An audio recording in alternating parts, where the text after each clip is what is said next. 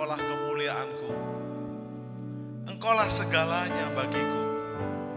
Engkau permata yang indah, takkan pernah ku lepaskan. Engkaulah Bapa Surgawi, Yesus Kristus dan Roh Kudus, Allah Tritunggal yang Esa. Engkaulah segalanya, dari selamanya sampai selama-lamanya.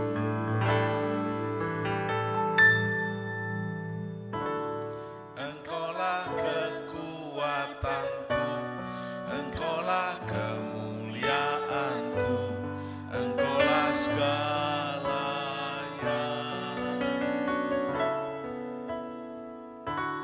Engkau permata yang indah, takkan pernah ku lepaskan. Engkaulah segalanya.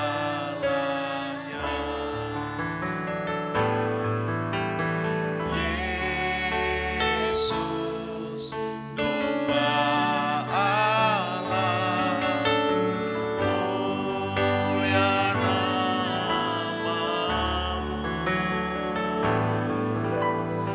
Yesus, domba Allah, mulia namamu.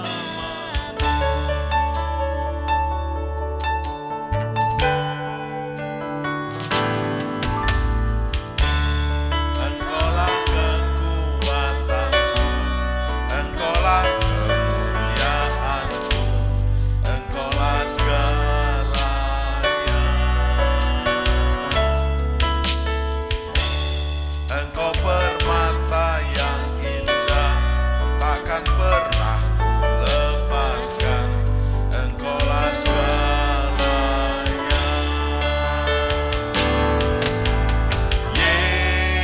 Yesus, domba Allah, mulia namamu. Yesus, domba Allah,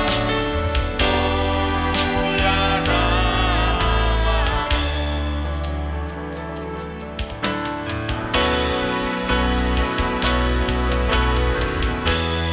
Engkaulah kekuatanku, Engkaulah kemuliaanku, Engkaulah segalanya. Engkau permata yang indah, takkan pernah ku lepaskan. Engkaulah segalanya.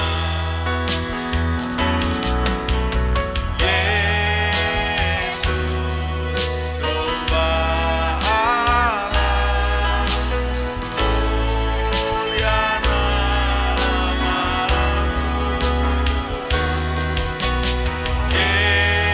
Yesus, domba Allah, mulia namamu.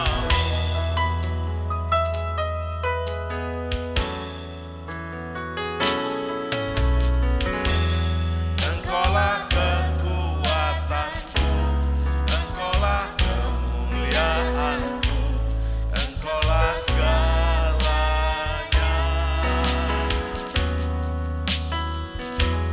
Engkau permata yang indah, takkan pernah ku lepaskan.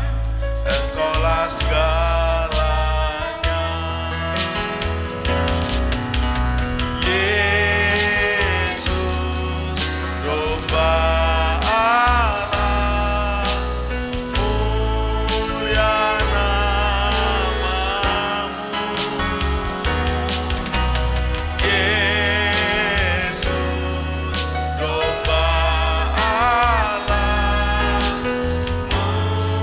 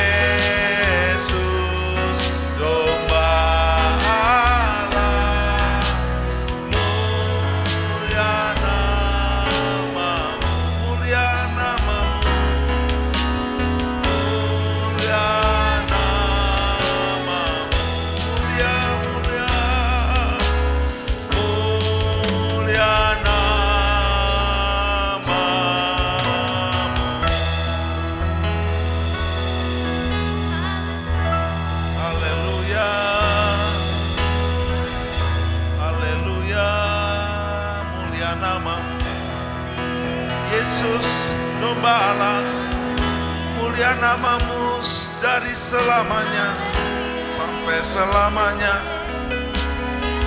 Mulia namamu, mulia namamu, mulia namamu, Bapa Yesus, Bapa surgawi, Yesus Kristus, Roh Kudus, Allah Tritunggal yang esa, mulia namamu. Yes.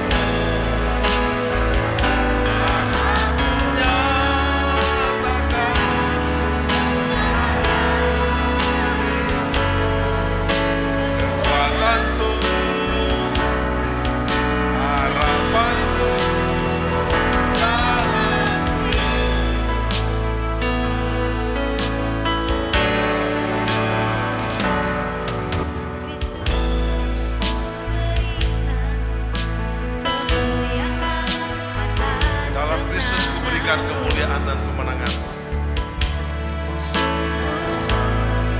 Sungguh ku terpesona akan kekuatan dan kuasa-Mu.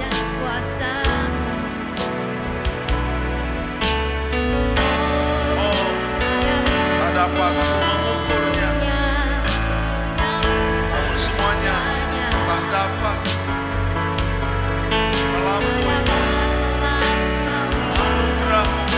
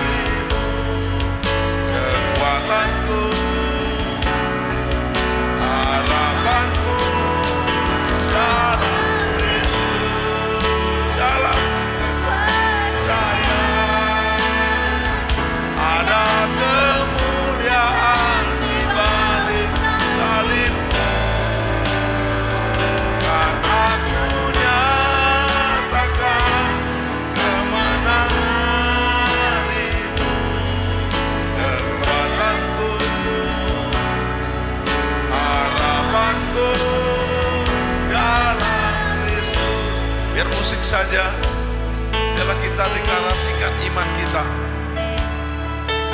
Dalam Kristus ku percaya ada kemuliaan di balik salib. Dunia tidak mengenal menghina salib. Dunia bahkan mencemooh salib. Tapi salibmu akan menyatakan kemenangan darimu. Kekuatanku, harapanku di dalam salib Kristus. Bersama-sama dalam Kristus.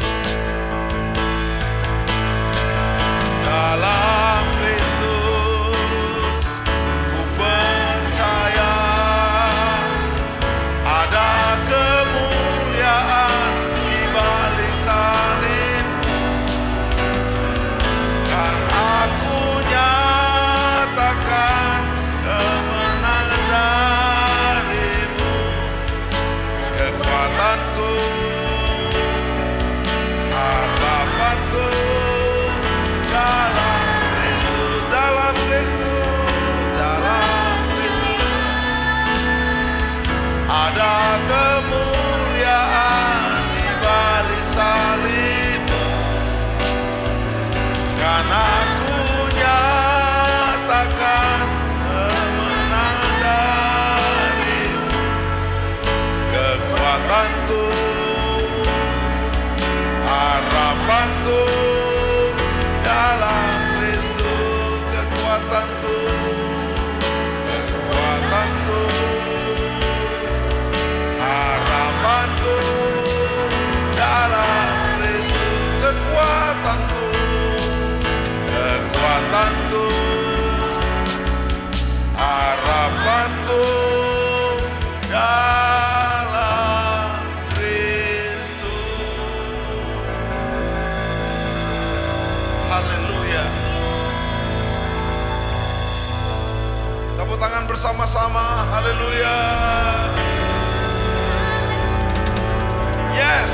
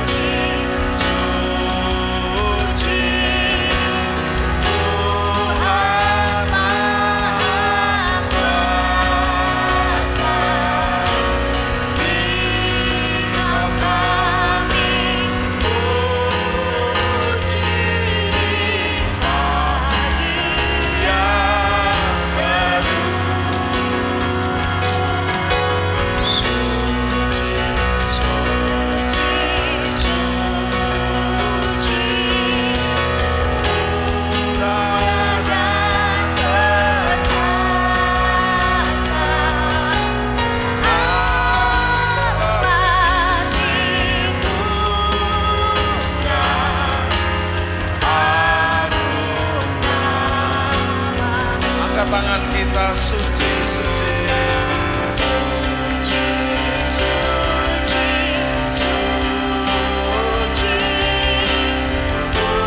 Tuhan Maha Kuasa, Engkau kami puji bagi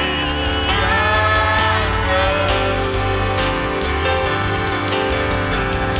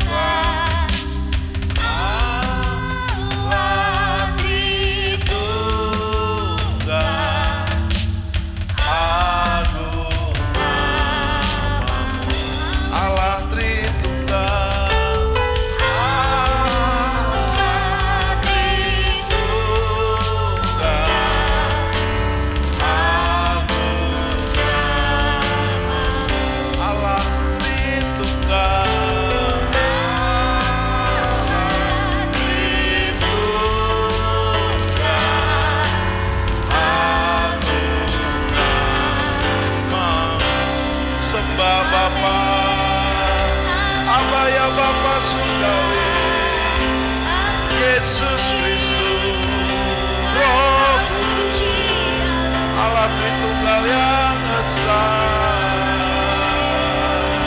selamanya, selamanya. Holy Father, Holy Jesus, Holy Spirit, ku sembah selamanya Bapa Surga, di dalam Yesus Kristus, bersama Roh Kudus, dari selamanya sampai selamanya. Ku sembah Engkau sejak hari ini seumur hidup kami dan sampai selamanya. Terima kasih Bapa, terima kasih Yesus, terima kasih Roh Kudus, Allah Tritunggal yang esa. Amin.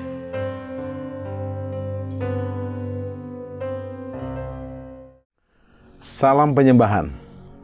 Sobat penyembah, kita berjumpa lagi dalam program Worship at Home, menyembah dari rumah.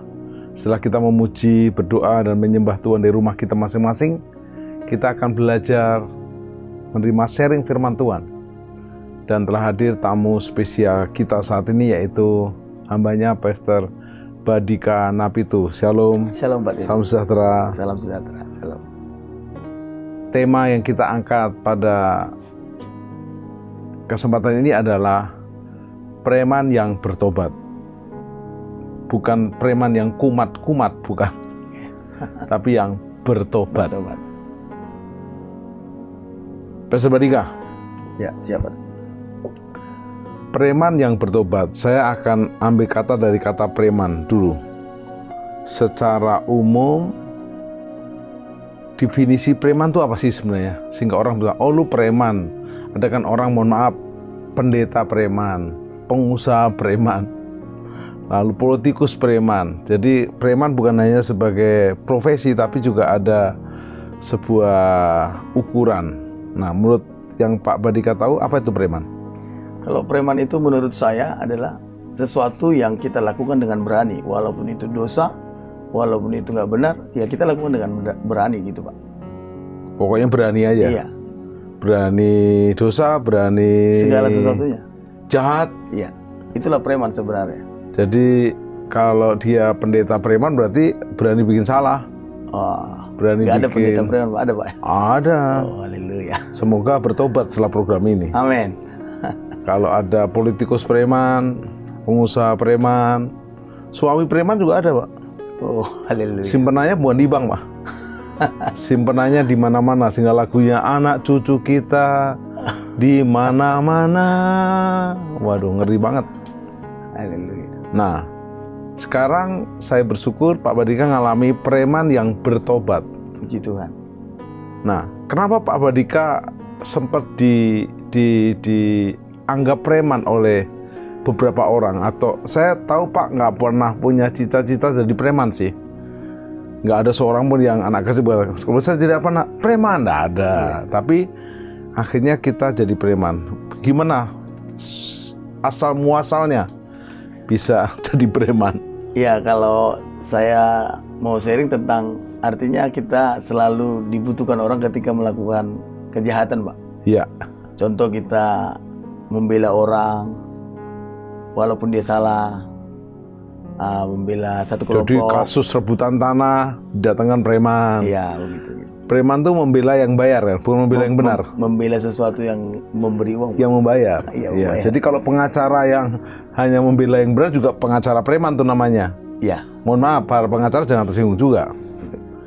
Akhirnya Pak Badika sempat menjadi preman tuh gimana ceritanya? Ya, kembali lagi saya karena dasarnya kepahitan Pak. Ya. Sakit hati itu membuat kita jadi ya nekat, berani, tidak pernah merasa takut. Menghadapi apapun ya kita hadapi dengan keberanian karena memang sekali hidup, sekali mati. Begitu Pak. Karena pahit yang dalam, Ya, pahit kepahitan yang hati. sudah berakar, betul. Sehingga menghasilkan diri sebagai preman yang Jadi nekat, berani apa aja. Ya, betul Pak. Boleh terangkan, premannya berani apa aja tuh? Kalau boleh saya buat listnya ini. Top 5 lah. Dalam segala hal, Pak. Ya, contohnya. Contoh. Saya kayaknya belum dan tidak akan jadi preman. Contoh nih, ibaratkan kalau kita mencuri kan sebenarnya secara lahiriah kan pasti ada takut. Iya. Menjual narkoba kan pasti ada takut. Iya. Nah, kalau sudah bahasanya preman, mencuri, menjual narkoba, menjual perempuan, dan lain sebagainya, kita berani. Karena saya bilang tadi sudah nekat. Demi uang ya? Iya. Karena sudah bahasanya dan sekali hidup kalau sekali uang mati. hasil preman juga enggak terkumpul ya? Habisnya begitu juga. Katanya uang setan dimakan hantu. Iya. Uang setan dimakan demit ya. Box besarnya hantu. Oke. Jadi berani apa aja, Iya. jahat, Betul. rusak, itu preman. Betul, Pak. Oke. Kan sempat jadi preman di beberapa daerah, dari Siantar lalu ke Tanjung Pinang, lalu ke Batam, lalu ke Balik Karimun, Selat Panjang, Pekanbaru. Itu daerah-daerah panas semuanya itu ya. Iya, Pak. Oke. Sebenarnya enak nggak sih jadi preman? Kalau berbicara hati kecil nggak enak, Pak. Hati kecilnya nggak enak. Tapi karena keadaan, Nggak ada pilihan lain mau ya? tidak mau ya kita enak-enakin Pasti aja. preman duitnya banyak ya? Iya pasti dong, Pak. Karena kan segala sesuatunya kan dihalalkan. Tapi anehnya nggak ngumpul itu duit. Iya, Pak. Betul. Karena memang yang seperti yang kita bilang tadi, uang setan dimakan hantu. Hati nurani sejahtera nggak? Damai nggak? Kalau berbicara sejahtera nggak ada dong. Damai sejahtera nggak ada. Karena damai sejahtera itu berbicara tentang kebenaran. Kalau damai nggak ada, Pak. Ya merasa puas mungkin, merasa nyaman mungkin, karena sudah dapat uang, wow, sudah bisa melakukan ini secara lahiriah kita puas, gitu. Tapi damai sejahtera. Misalnya punya mobil bagus, punya rumah oke, wanita cantik, Ya. itu nggak damai juga. Nggak damai. Ada yang kurang ya. Nggak damai, Pak. Misalnya nih, mohon maaf, saya mencoba meraba-raba nih. Ya, Pak. Sebagai preman lihat wanita cantik, ngejar wanita itu dapat akhirnya. Tapi akhirnya katanya digeletakkan juga, cari yang lain lagi. Iya, karena kita kan hanya sekedar hanya nafsu, Pak. Kalau nafsunya sudah terlampiaskan sama perempuan walaupun katanya cantik, ya udah selesai. Jadi kelihatan jelek wanita itu ya. Ya bahkan kita merasa benci sama dia, Pak. Nah, itu dosa itu. Ya itu benci. Karena waktu Amnon Ya. memperkosa Tamar, setelah dapat benci. Betul. Itulah dosa. Itu nafsu. Betul. Dosa. Nah, biasanya dosanya preman itu apa aja? Top 10 nih, 10. Preman secara umum. 1. Mencuri. 2. Bohong. 3. Merampok. Membunuh, merampok. Membunuh. Ya. Jual Menghalalkan perempuan. segala cara, Pak. Menghalalkan segala cara. Apa saja. Ya. Asal dapat uang, dapat wanita. Orientasinya pasti uang. Tapi orientasinya hanya 3 kata gue. Harta, takhta, Wanita. wanita. Betul. Kalau saya sih pribadi saya tidak pernah berpikir untuk harta, Pak. Karena memang ya sudah bahasa yang saya bilang itu, kita yang penting Happy hidup, lah. hidup ya happy, suka cita kalau bahasa istilah pendeta sekarang, suka cita. Tapi dulu kan nggak ada bahasa suka cita. Bahagia lah bahasanya, bahagia. Jadi sebagai preman pun sukacita nggak ada ya? Iya nggak ada, Pak. Bahagia kayak rasa puas gitu. Wow. Baik. Sekarang kita masuk ke kata bertobat. Ya, Pak.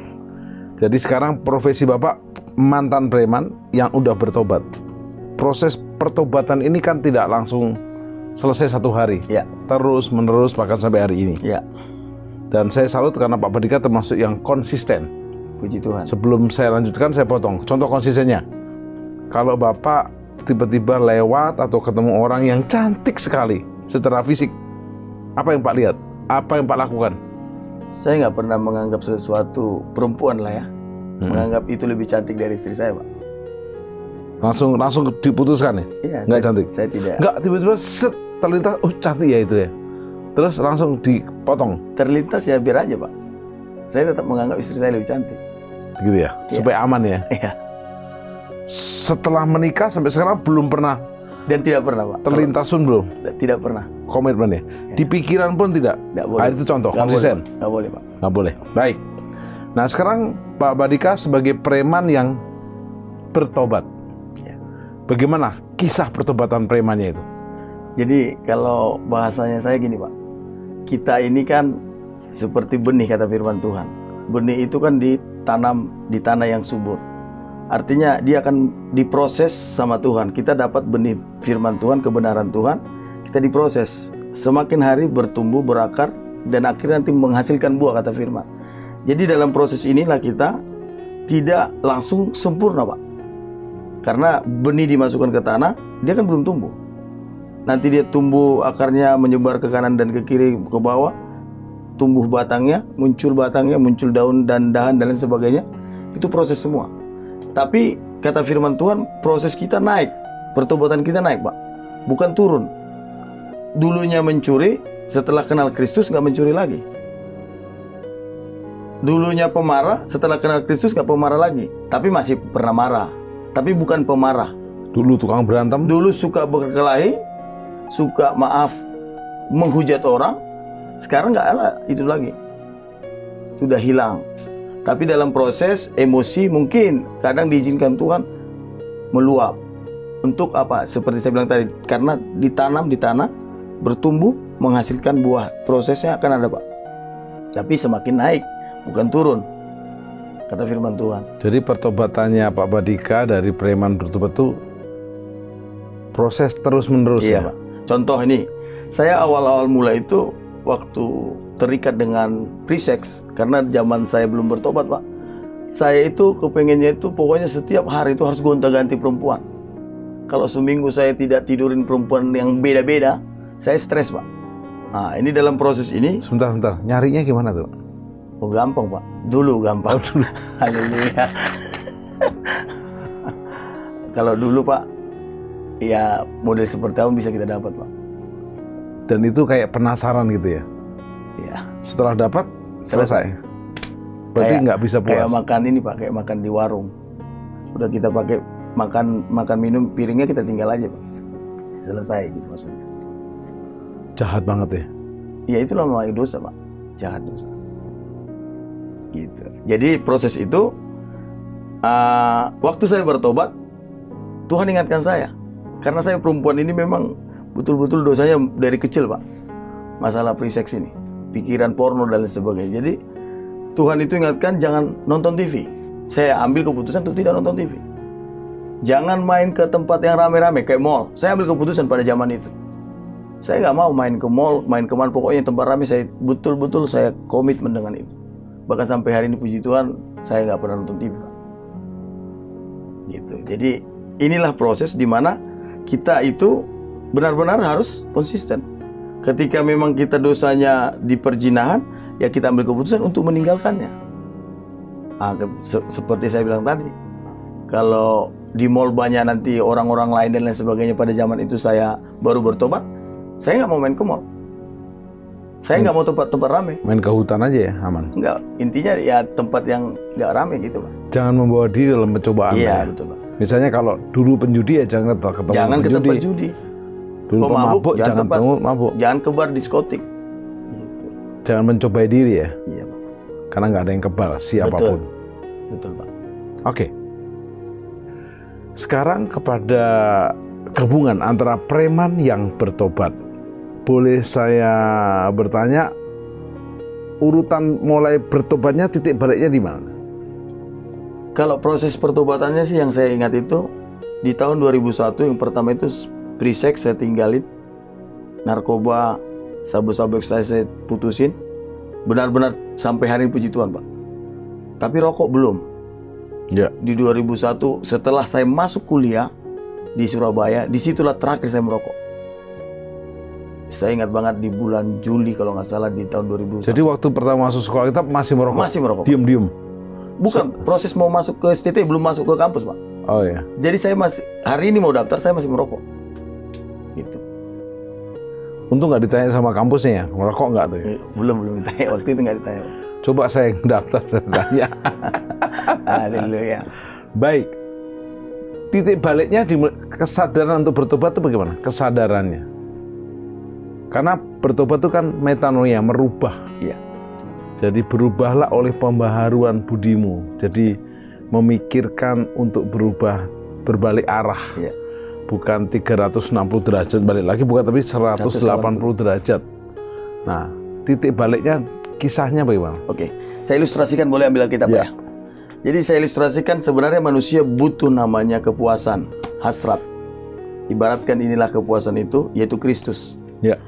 Makanya banyak orang mencari namanya kepuasan ke narkoba, free sex dan lain sebagainya. Ternyata ketika melakukan ini semua, ternyata tidak memuaskan hatinya, tidak memuaskan dirinya.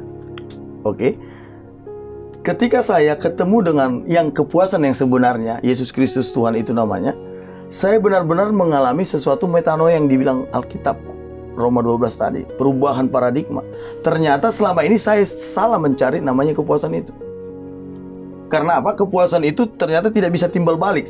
Contoh nih Pak, saya pakai narkoba, saya sedot, saya pakai sampai berapa berapa gram gitu ya. Oke, waktu naik, biusnya naik, kita seperti yang puas. I can fly, pokoknya I can fly, I can see lah semua lah. Intinya puas.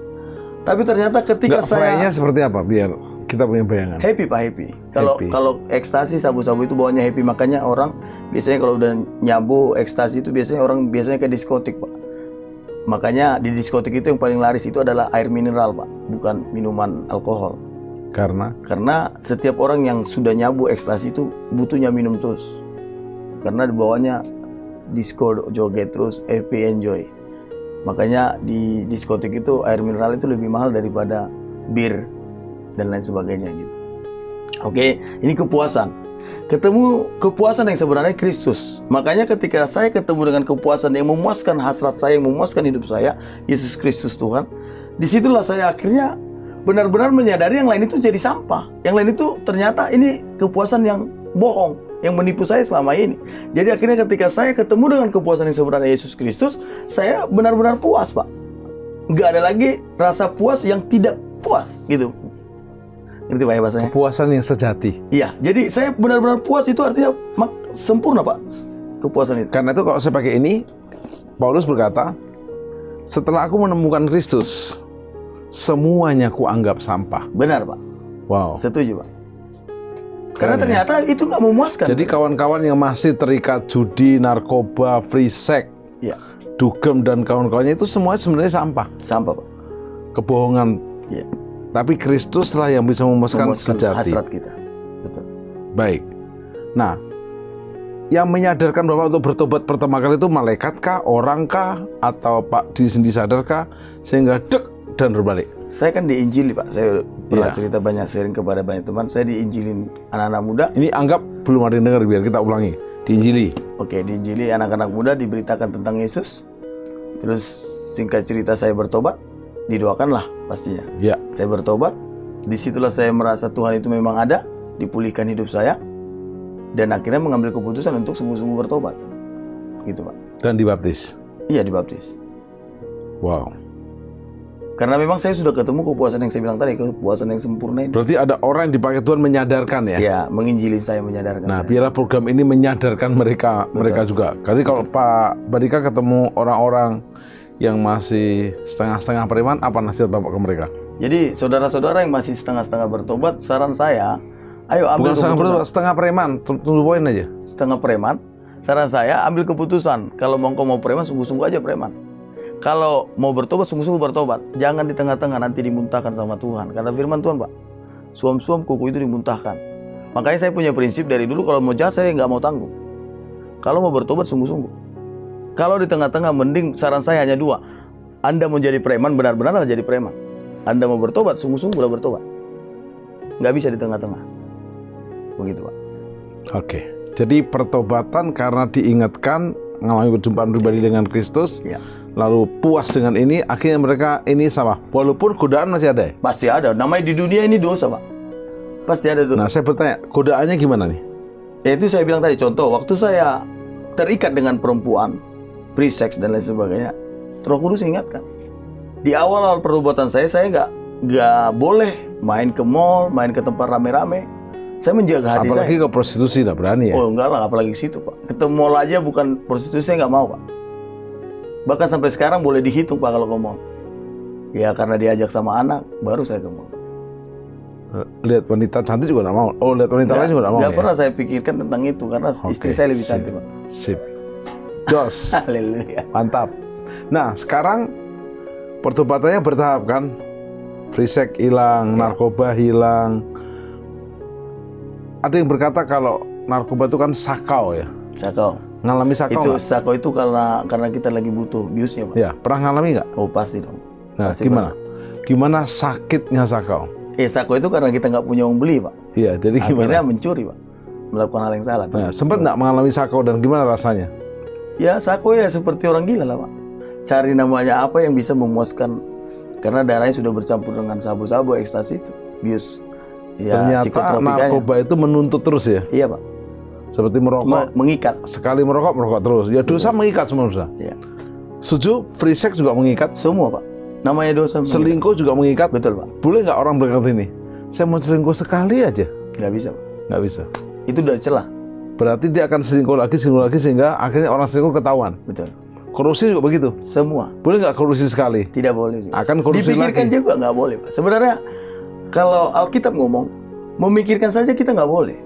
Contoh, memikirkan selingkuh. Seperti saya bilang tadi, memikirkan tentang namanya cewek itu, maaf, beginilah, bahenol dan lain sebagainya, nggak boleh. Cantik dan lain sebagainya, nggak boleh kita pikir itu. Apalagi berniat untuk melakukannya. Memikirkan saja nggak boleh. Makanya ada orang kadang, kan nggak salah kan menilai ciptaan Tuhan. Enggak, bahasanya saya kan mengagumi ciptaan Mengagumi Tuhan. Ada ciptaan lagunya. Tuhan. Ku kagumi ciptaanmu. Nah, Tuhan, kurang ajar itu. Iya. Gimana? apalagi kalau kita ini Pak, gini Pak. Apalagi kalau kita dulunya latar belakang free sex, terus alasannya saya kan hanya mengagumi ciptaan Tuhan. Sebenarnya iblis yang menyamar seperti malaikat terang yang menabur benih, nggak apa-apa. Kamu kan hanya mengagumi, kamu kan hanya melihat wanita yang cantik, kan itu ciptaan Tuhan juga. Tapi saya yakin Pak, kalau dia dulunya jatuhnya di dunia free sex, saya yakin orang-orang seperti ini, pertama memang dia melihat, lama-lama dia akan menghalusinasi, memikirkan itu di pikirannya. Dan Yesus bilang kalau kamu memikirkan berbuat dengan wanita Dan udah akhirnya dosa. menginginkan. Betul. Makanya kalau ya kita laki-laki, saran saya jangan melihat saja, memikirkan saja jangan. Apalagi Jadi kepingin kesalahan. selingkuh. Jadi kesalahan Daud waktu jatuh sama Berseba karena Melihat dulu. Berseba mandi. Iya. Coba dia tidak lihat aman. Betul. Benar Pak. Atau lihatnya rame-rame ya? Lihat rame-rame juga nggak boleh. Tetap nggak Karena di boleh. pikiran rame-rame nggak tahu Pak. Semua manusia kan, walaupun kita rame nih, saya memikirkan apa, teman-teman yang dengarkan saya sharing ini kan nggak tahu apa pikiran saya. Rame-rame lalu nanti sambungnya sendiri itu persoalannya. Gitu Pak. Oke. Apa tip dan trik dari Pak Badika untuk teman-teman yang ini di dunia Pak, susah lepas dari judi, susah lepas dari mabuk, susah lepas dari narkoba, susah dari free sex, susah dari ngerokok. Apa nasihatnya? Jadi kita bilang, ketika iblis meninggalkan rumah itu, maka dia mengembara ke hutan. Tetapi dia tidak mempunyai tempat untuk tinggal. Dan dia akan kembali kepada rumah yang kosong itu. Bawa temannya. Dan dilihat yang pertama Pak, rumah itu kosong. Ini poinnya Pak. Bersih, rapi dan teratur. Artinya, rumah kenapa bisa kosong tapi rapi, bersih dan teratur? Ternyata kosong ini berbicara sesuatu yang tidak pernah diisi firman Tuhan. Makanya ketika kita bertobat, isilah firman Tuhan setiap hari. Renungkanlah firman Tuhan dan mulailah belajar untuk melakukan firman Tuhan. Dan disinilah letaknya akhirnya setiap kita yang dipercayakan Tuhan menerima kasih karunia Tuhan akan tidak kompromi lagi dengan dosa Pak. Kenapa? Karena saya tidak mau kosong rumah yang sudah berisi, teratur dan rapi ini Pak. Rumah bersih, teratur dan rapi. Saya isi dia dengan firman Tuhan. Kalau kosong dia bawa 7 temannya. Betul. Maka jauh lebih jahat. 7 lebih jahat Pak. Jadi tambah dia 8. Mengerikan. Mengerikan Pak. Baik. Setelah Pak Badika menjadi preman yang bertobat, terus ketemu dengan teman-teman preman yang di Siantar, di Pineng, di Batam, dan di Pekanbaru, termasuk yang di Jakarta. Gimana kesan mereka? Awal-awalnya mereka pasti nggak percaya Pak. Pasti mereka bilang, abong lu udah video. Pokoknya nggak ada yang percaya sih. Tapi memang itu butuh proses waktu. satu persatu mereka akhirnya percaya. Bahkan satu orang yang dari kecil sama saya dulu Pak, sama-sama jahat, artinya sama-sama nggak baik gitu. Tuhan izinkan dia bisa ketemu sama saya di Jakarta, dan waktu itu dia sakit, dan saya mentorin, saya doakan, dan puji Tuhan, Tuhan sembuhkan, dan dia memang benar-benar melihat perubahan di dalam hidup saya, dan dia baru percaya ternyata memang si Iwan Badika ini sudah bertobat, dia sudah hamba Tuhan, begitu Pak. Wow. Itu proses, semua teman-teman itu diproses semua. Bagaimana kesannya orang tua? Yang paling berat kan ke papa dan mama ya? Orang tua saya puji Tuhan sekarang jadi segar semua Pak. Ini kesaksian yang luar biasa menurut saya. Pada waktu saya kecil, saya pernah bilang nanti besar saya bunuh kau sama bapak saya. Dia ingat? Nggak tahu, saya nggak tanya itu Pak. Cuman saya dapat bahagianya gini Pak. Ternyata saya bukan membunuh bapak saya, tapi saya menghancurkan dosa-dosanya. Saya membaptis bapak saya Pak, tahun 2017. Iya. Ceritanya gimana? Iya, puji Tuhan, saya sharing kepada bapak. Awal-awalnya dia nggak percaya tentang namanya mujizat. Ya namanya gereja lama tuh, gereja tua. Singkat cerita, puji Tuhan, Tuhan izinkan pada zaman itu pas waktu saya sharing dengan bapak saya di rumah saya waktu itu di Bekasi, tiba-tiba Tuhan izinkan ada orang yang sakit step, anak kecil, bahkan seperti sudah kejang, nggak ini udah dingin badannya semua. Puji Tuhan, saya doakan hidup kayak segar lagi begitu. Dan bapak saya melihat kesaksian ini, mujizat ini, dan membuat bapak saya benar-benar melihat mujizat Tuhan. Dan dia bilang, aku mau dibaptis. Waktu apa? Tuhan buktiin mujizat, yang anak yang step, yang sudah dingin badannya, Tuhan tiba-tiba hidupkan dia, sehat kembali dan langsung bisa lari Pak. Pada detik itu juga Pak, bukan besoknya. Makanya bapak saya langsung ambil keputusan bilang, ya saya mau baptis. Bapak dan mama ya? Mama kan sebelumnya sudah dibaptis, ya itu Pak, tim yang baptis ya. Yes. Luar biasa. Tapi bapak saya sendiri, saya membaptis Pak. Saya langsung dibilang, Tuhan, lihat Badika. Terus kesan di kakak, adik-adik gimana? Ya puji Tuhan. Jadi kakak saya belum, sekarang masih belum dibaptis. Tapi mereka puji Tuhan semua sudah bertobat lah. Sudah terima Tuhan Yesus dengan sungguh-sungguh. Dan puji Tuhan, sekarang kita sedang merintis gereja baru di Siantar, di kampungnya Abang. Haleluya. Nanti pulang kampung dan Amin. selesaikan dengan sesama dalam tempo sesingkat-singkatnya. Sebelum Yesus datang. Sebelum Yesus datang. Haleluya. Pak Badika, preman yang bertobat. Sekarang kalau ada preman yang belum mau bertobat, alasannya gini, terlanjur banyak teman yang sesama preman, kita kan di dunia nggak mudah, lalu kerjaan saya memang nyerempet-nyerempet, memerlukan ala kepremanan. Apa nasihat Pak untuk mereka? Jadi sebenarnya kembali lagi saya bilang tadi Pak, semua kita manusia sebenarnya kepingin kepuasan tadi itu. Saya kan sudah sharing tadi, kepuasan yang sebenarnya hanya ada di dalam Yesus. Jadi contoh, kalau masih berpikir saya kan harus melakukan pekerjaan ini, kalau nggak dari mana saya makan, dari mana nanti usaha saya bisa sukses kalau saya tidak korupsi, bagaimana usaha saya nanti bisa berhasil kalau saya tidak tipu sana tipu sini. Sebenarnya ini kan dibohongin sama iblis, diputar untuk memuaskan hasratnya harus korupsi, untuk memuaskan hasratnya harus tipu sana tipu sini dan lain sebagainya. Harus jahat, harus mencuri, harus merampok, harus dan lain sebagainya. Harus korupsi, harus bohong. Sebenarnya ini semua tipuan iblis. Makanya saya bilang tadi, semua kita sebenarnya membutuhkan kepuasan yang sempurna, yaitu Yesus Kristus. Memang untuk datang kepada Kristus ini butuh namanya pengorbanan Pak.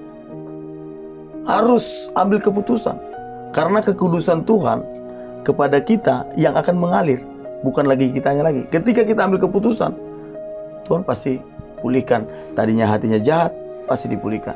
Tadinya hatinya kepingin korupsi, pasti dipulihkan. Dan lain sebagainya Pak. Gitu Pak. Wow. Pemirsa, kita akan mencoba menggali lebih dalam. Kalau begitu, langkah-langkah awal kalau ada kawan-kawan yang, ya saya mau juga bertobat, saya juga mau berubah. Ya. Mulainya bagaimana? Dan ada persoalan yang penting ini. Saya kan ada di lingkungan itu, jadi tidak mudah. Bagaimana? Ya, jadi kalau kepingin mau bertobat, saudara dimanapun Anda berada, ambil keputusan, minta tolong sama Tuhan. Ujilah kata Tuhan, uji aja dia. Kalau bahasa saya, Buktikan dia ada atau tidak. Tuhan, aku mau sungguh-sungguh bertobat. Malam ini, siang ini, sore ini, aku ambil keputusan. Kalau memang kau hadir, ya, kalau memang kau hadir, pulihkan hatiku sekarang. Aku nggak butuh yang lain. Aku butuh Tuhan. Kalau memang engkau benar-benar ada, buktikan. Saya mau dipulihkan, saya mau disembuhkan Tuhan. Saya yakin Roh Kudus pasti melawan. Saya jamin. Kalau kerjaan dia mucikari, mohon maaf, kerjaan dia di... Ini awal dulu, Pak. Setelah dia mengungkapkan ini, dia harus meninggalkan itu, Pak. Dia harus meninggalkan. Nggak boleh di situ lagi. Kalau nanti saya ninggalkan, ekonomi saya gimana? Keuangan saya makan apa? Percayalah, Tuhan pasti menanggung. Saya jamin, Pak, karena saya mengalami. Ketika bilang nanti saya makan apa kalau saya mau bertobat, nanti kan saya tinggalkan kehidupan perisai, kehidupan ini. Percayalah, Tuhan pasti menanggung. Tuhan pasti bertanggung jawab. Yang penting keputusan kita benar di mata Tuhan. Tinggalkan. Dan Pak juga nggak pernah ngalamin namanya nggak tidak pernah, bisa Pak. makan. Saya tidak pernah kelaparan, Pak. Bahkan istri dan anak saya gemuk-gemuk, Pak, puji Tuhan. Karena memang Tuhan itu hidup. Serius. Tuhan is dahsyat. Haleluya. Yes. Pak Badika, sekarang teman-teman sudah mau bertobat nih. Iya, Pak. Tapi kan kadang-kadang di tengah jalan mereka ngalami namanya godaan. Biasa kerja sebagai, mohon maaf, mucikari, di manajer di tempat biliar atau di tempat dugem, dapat uang mudah, dapat uang bisa banyak. Terus mereka kadang-kadang terombang-ambing. Gimana supaya bertahan? Supaya bertahan, mereka posisinya di pekerjaan itu. Ya, tinggalkan pekerjaan itu, Pak. Tinggalkan. Nggak bisa. Frontal, Maaf, kalau bahasanya dia bertobat terus dia masih tetap mucikari, itu bukan bertobat, Pak. Tetap aja nanti dia jatuh lagi. Nggak bisa, Pak. Jadi kalau dia mau bertobat, pekerjaannya nggak benar, pekerjaannya pelacur nggak berhenti dari pelacur. Tinggalin. Jangan berbuat dosa lagi, kata Tuhan Yesus. Semua yang disuruh melempar itu, siapa yang tidak berdosa silakan lempar. Tapi setelah nggak ada yang lempar, Yesus tetap nasihati itu perempuan. Jangan berbuat dosa lagi. Aku sendiri tidak menghakimi kamu, tapi dengar, pergilah, jangan berbuat dosa lagi. Artinya apa? Meninggalkan dosa, Pak. Gitu. Kita nggak boleh bilang, oh saya udah kuat kok, saya tetap mucikari. Itu maaf loh, Pak. Itu dia sedang berpidato, tapi belum tentu dia lakukan. Itu namanya gajah di belakang, bisa khotbah, nggak bisa ngelakoni. Jadi kayak istilahnya motivator, tapi belum tentu dia melakukan apa yang dia motivasi kepada banyak orang. Dan terlagi hancur dia, siapapun dia. Betul. Sekarang Pak Badika, setelah kita bertobat, langkah-langkah pertobatan secara Alkitab bagaimana? Terima Yesus, minta ampun. Jadi mengaku dosa, ya. Terus mendeklarasikan pertobatan. Betul. Lalu terima Yesus sebagai juru selamat, sehingga kepuasan itu terpenuhi ya. Betul. Setelah terpenuhi, maka baru tinggalkan dosanya. Betul. Dan jangan mendekati lagi. Dan saya, Pak, kali ini sharing, Pak. Jadi setiap saya ketemu dengan banyak orang, saya selalu sharing, Tuhan Yesus mengasihimu. Caranya adalah, aku manusia berdosa. Ketika dia mau dijawabkan, aku manusia berdosa. Aku manusia, memang manusia bejat, manusia jahat. Tapi aku butuh keselamatan dari Tuhan. Aku butuh kepuasan. Aku butuh namanya kemerdekaan dari Tuhan.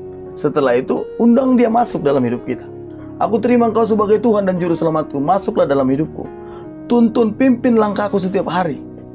Itu, Pak, saya selalu ajarkan kepada setiap orang yang mau saya doakan, yang mau betul-betul meninggalkan dosa. Dan saya percaya ketika kita mengundang Tuhan hadir dalam hidup kita, saya yakin itu bukan fiktif, Pak, itu fakta. Dia ada di dalam kita melalui otoritas Roh Kudusnya. Itulah yang akan menghibur kita. Ketika kita mulai merasa galau dan lain sebagainya, Roh Kudus akan menguatkan kita. Roh Kudus akan menuntun kita setiap langkah-langkah yang akan kita lakukan.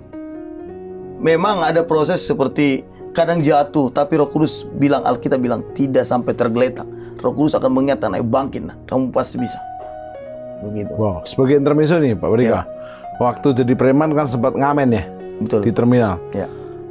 Lagu favorit dulu waktu ngamen apa? Lagu favorit sekarang apa? Coba, saya mau perbandingkan. Kalau dulu saya sukanya lagu Ion Fals, Pak. Coba dinyanyikan satu lagu aja, nggak apa-apa. Ada satu yang paling saya ingat itu adalah, sewindu sudah lamanya waktu, tinggalkan tanah kelahiranku. Itu, Pak, lagu itu. Itu Pak Badika banget ya. Terus. Seekor kambing kucuri, milik tetangga tuk makan sekeluarga. Ayah tak mau peduli. Aduh, saya udah lupa. Ingat lagi. Oh, lagu rohani sekarang yang powerful, yang membangkitkan Saya Tuhan. awal mula terima Tuhan, saya ingat banget sampai hari ini, bahkan sampai Tuhan datang. Iya. Saya selalu ingat lagu ini. Silakan. Hidupmu berharga bagi Allah, tiada yang tak berkenan di hadapannya. Kau Dia ciptakan kau turut gambarnya. Sungguh terlalu indah kau bagi dia. Dia berikan kasihnya bagi kita. Dia telah relakan segala-galanya. Dia disalib untuk tebus dosa kita. Karena hidupmu sangatlah berharga. Bulu yang terkulai takkan dipatahkannya, dia akan jadikan indah, sungguh lebih berharga. Sumbu yang telah pudar takkan dipadamkannya, dia akan jadikan terang untuk kemuliaannya. Wow. Saya kalau ingat lagu ini, Pak, saya pasti meneteskan air mata. Kenapa? Karena memang hidup saya berharga, Pak. Saya nggak pernah menyadari ini. Waktu saya menerima Yesus, saya baru sadar saya berharga. Baik. Puji Tuhan. Kita tidak terasa waktunya mau habis. Pak Barika memberikan closing statement. Lagu ini kenapa powerful sehingga juga boleh terlihat untuk mereka, para pemirsa. Sejahat apapun Anda, seberdosa apapun Anda, dengar baik. Engkau berharga di mata Tuhan. Jangan semakin jauh dari Tuhan. Terimalah Tuhan Yesus. Dia sayang sama Anda. Saya percaya seperti apapun beratnya hatimu untuk meninggalkan dosa, ketika engkau terima Yesus, maka dosa itu pasti bisa engkau tinggalkan. Karena apa? Kekuatan yang sebenarnya telah datang melalui kuasa otoritas Roh Kudus. Oleh karena itu, saya mengajak Bapak Ibu Saudara yang menyaksikan program ini, ayo, sungguh-sungguh bertobat, sungguh-sungguh alami Kristus dalam hidupmu. Puji Tuhan, Pak. Kita akan closing episode ini dengan pujian tadi, lalu kita akan berdoa. Hidupmu berharga Iya, Pak. bagi Allah. 2, 3. Hidupmu berharga bagi Allah. Tiada yang tak berkenan di hadapannya. Dia ciptakan kau turut gambarnya. Sungguh terlalu indah kau bagi dia. Dia berikan kasihnya bagi kita. Dia telah relakan segala-galanya. Dia disalib untuk tebus dosa kita. Karena hidupmu sangatlah berharga. Bulu yang terkulai takkan dipatahkannya, dia akan jadikan indah, sungguh lebih berharga. Sumbu yang telah pudar takkan dipadamkannya, dia akan jadikan terang untuk kemuliaannya. Sobat, buluh yang terkulai tidak dipatahkan, sumbu yang pudar tidak dipadamkan. Ya. Kalau kita ingat di kisah Paskah hari Minggu dan hari Jumat, hari kematian Yesus, Minggu hari kebangkitan Yesus, kita ingat ada satu penjahat di sebelah kiri Yesus. Dia penjahat. Dia mencoba, yang di sebelah kiri Yesus mencoba menghujat dan menolak ketuhanan Yesus. Tapi yang di sebelah kanan mengakui dosanya dan mau bertobat. Dan akhirnya Yesus berkata sama penjahat itu, hari ini juga engkau bersama aku di Firdaus. Belum terlambat, mari kita berdoa. Sempurnakan sharing firman-Mu. Berkati Pastor Barika Napitu dengan indah istrinya, 3 putrinya. Semakin dahsyat mengembalakan jemaat Tuhan di Bekasi dan di berbagai tempat untuk kaum marginal yang mereka layani. Ya, Tuhan. Dan biarlah firman yang kami bagikan tidak pernah kembali ke sia-sia. Amin. Supaya setiap kami yang mungkin bukan preman full, setengah preman, 1/4 preman, bahkan 1/10 preman, apa 1/100 preman, tapi itu berdosa. Ya, Tuhan. Bila kami mau bertobat, meninggalkan dosa kami, dan menerima Yesus sebagai Juru Selamat dan Tuhan kami, kami meninggalkan hidup lama kami, dan kami hidup baru. Amin. Kami dan seisi rumah kami diselamatkan seperti Kisah Rasul 16 ayat 31. Sehingga kami disembuhkan, dipulihkan, diperbarui dalam berkat Bapa, Yesus dan Roh Kudus, dalam nama Yesus. Amin. Amin. Sobat penyembah, sampai jumpa di program Worship at Home yang akan datang lebih dahsyat lagi dan powerful. Dadah. Salam. Puji Tuhan.